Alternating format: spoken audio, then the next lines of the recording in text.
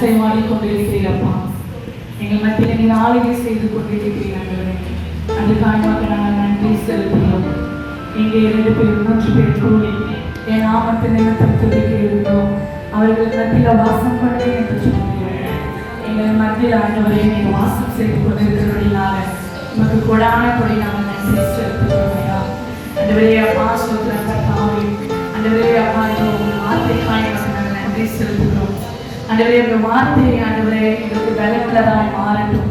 உங்களுடைய வார்த்தையை எங்களை திடப்படுத்தும். அந்த வார்த்தையை நாங்கள் ஒருவேளை சோர்ந்து போயிருக்கோம் ஆனால் இந்த வார்த்தை எங்களை தேற்றுட்டு தரணும். இந்த வார்த்தை கொண்டு நீர் எங்களோடு என்ன பேச சித்தமாக இருக்கிறோம் கர்த்தர் எங்களோடு நீர் பேசும்படியாக செபிக்கிறோம். ஆண்டவரே நாங்கள் வேதத்தில் வாசிக்கிறோம், காதுள்ளவன் கேட்க கடவானே. ஆண்டவரே என் காதுகளை அப்பா வார்த்தைக்காக திறந்து கேட்கிற பிள்ளைகளால் எங்களை மாற்றும்படியாக செபிக்கிறோம். என் கருத்துல நாங்கள் ஒப்புக் கொடுக்கிறோம். ஆண்டவரே அப்பா அற்புதமாய் இருந்தாலும் கர்த்தர் ஆண்டவரே அப்பா ஆண்டவரே அற்புதமான ஆரம்பத்தை ஆண்டவரே அப்பா சொல்றதை சம்பூர்ணமாய் மாற்றுகிற தேவன் அப்பா. ஆண்டவரே இந்த அற்புதமான ஆரம்பத்தை நாங்கள் அசட்டை பண்ணாதபடிக்கு என் தேவன் பயபக்தி உள்ளவர்களாய் இந்த வார்த்தை கேட்க ஜாக்கிரதை உள்ளவர்களாய் நீ எங்களை மாற்றும்படியாக செபிக்கிறோம். இயேசுவில் செபிக்கிறோம். நல்ல பிதாவே. ஆமென் ஆமென். ஹல்லேலூயா ஹல்லேலூயா. தக்கா சொல்லும்பொழுது சரி ஓகே நம்ம சின்னதாக ஒரு வசனம் எடுத்து நம்ம தியானிக்கலாம் அப்படின்னு நினச்சோம். ஆனால் நாங்கள் வரும்போது சாதாரண இந்த மழை பெஞ்சது இல்லையா, அதனால ஆண்டவர் இந்த வார்த்தைகளை எங்கள் பேச சொல்லி எனக்கு அவர் என்னோட பேசுகிறார். இந்த வார்த்தைகள் ஆமென் ஹல்லேலூயா. யார் எத்தனை பேர் வந்து கேட்குறாங்களோ எத்தனை பேர் கேட்கலையோ அது நம்மளுக்கு தேவையில்லை. சொன்னதை சொல்ல வேண்டியது. காது உள்ளவன் கேட்க கடவான். ஆமென் ஹல்லேலூயா. ரொம்ப சந்தோஷம். எனக்கு ஒரு சின்னதாக ஒரு சாட்சி ஆகியக்கா அவங்க வந்து இந்த பெந்தகோஸ்து சபைதானே இங்கே நாங்களாம் இந்த மாதிரி சபைக்கு தான் அங்கே போவோம், நாங்கள் நடத்துகிறோம். ஆனால் இந்த மாதிரி ஒரு சபைக்கு இவங்களை நாங்கள் ரொம்ப நாளாக கூப்பிட்டு இருக்கோம். அங்கே எங்கன்னா பெங்களூரில் இருக்கா பாருங்க, பக்கத்தில் ஏதாச்சும் சபை இருக்கா பாருங்க அப்படின்னு சொல்லி நாங்கள் அடிக்கடிக்கு நாங்கள் சொல்லுவோம். அவங்க ஓகேன்னு சொல்லிடுவாங்க, ஆனால் போக மாட்டாங்க. ஆனால் ரொம்ப சந்தோஷமாக இருக்குது. அவங்க வந்து இந்த இடத்துல உட்கார்ந்துக்கிறது எங்களுக்கு ரொம்ப சந்தோஷமாக இருக்குது. கர்த்தருடைய நாமம் மகிமைப்படட்டும். குடும்பமாக வரணும், எங்கள் தங்கச்சி குடும்பங்கள் வரணும். ஜெபம் பண்ணிக்கங்க, நாமளும் உங்களுக்காக ப்ரேயர் பண்ணிக்கிறோம். ஆமென் ஹல்லேலூயா. ஓகே, வார்த்தைக்குள்ளாக நாம் போகலாம். ஏசாயா 55ஆம் அதிகாரத்தில் இப்படியாக வாசிக்கிறோம்.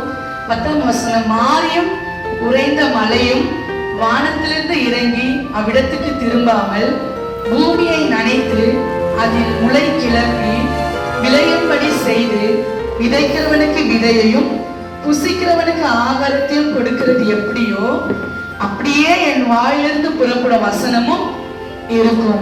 எதுவுமே எங்குமே நடந்ததில்லை. எப்படி வானத்தில் இருக்கிற மழை இந்த பூமியை நனைத்து, அது ஒரு துளியா இருந்தாலும் சரி ஒரு சாரலா இருந்தாலும் சரி, இந்த பூமியை நனைத்து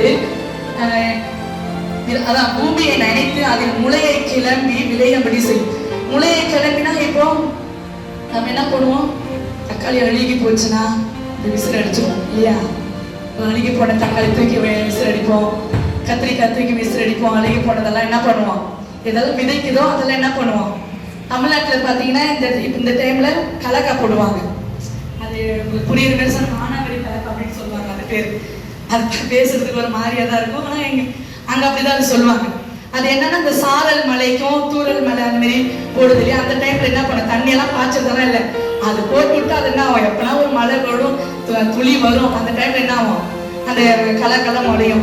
அதே மாதிரி நம்ம ஜன்னல் பக்கமா கிச்சன் தூக்கி விசில் அடிச்சிருக்கோம். தக்காளி அப்புறம் வெங்காயம் அந்த கத்திரிக்காய் இதெல்லாம் விதைகளை என்ன பண்ணோம், இந்த மழைக்கு தான் என்ன பண்ணும், அதெல்லாம் முளைக்க ஆரம்பிக்கும். ஆமென் ஹல்லேலூயா ஹல்லேலூயா.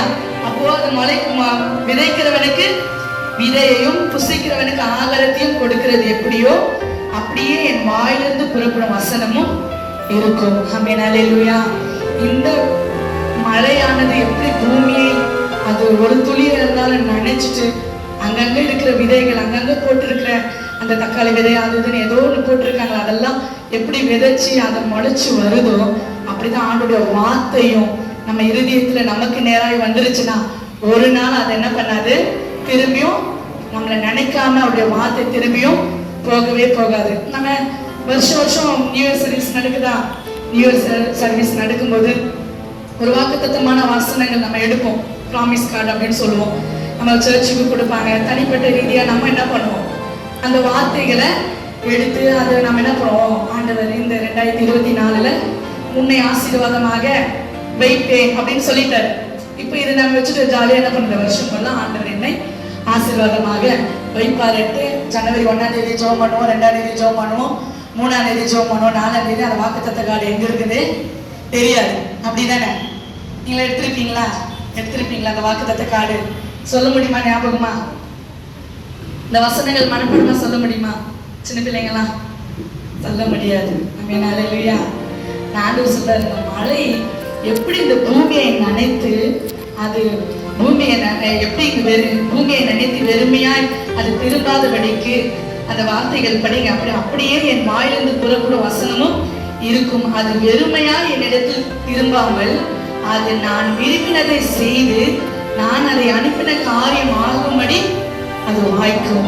அல்லேலூயா. ஆண்டவர் நம்மளுக்கு ஒரு வாக்குத்தத்தை கொடுத்துட்டாருன்னா அதுல மாறவே மாட்டார். அல்லேலூயா. அவர் வாக்கு கொடுத்தவர், அவர் வாக்கு மாறாதவர்.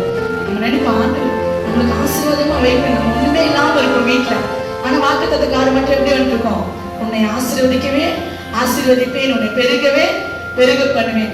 அதையும் நம்ம என்ன பண்ணுவோம், நம்பிட்டு 2 நாள் 3 நாள் வச்சு ஜெபம் பண்ணிட்டு விட்டுட்டு போயிடுவோம். நிச்சயமாவே இந்த இடம் பெருகணும்னா வாக்குத்தத்தத்தை வச்சு நீங்க ஜெபிக்கும் போது கர்த்தர் இந்த வாக்குத்தத்தத்தை நிறைவேற்ற அவர் வல்லவராக இருக்கிறார். அல்லேலூயா. கர்த்தர் தாமே இந்த வார்த்தையை ஆசீர்வதிப்பார்.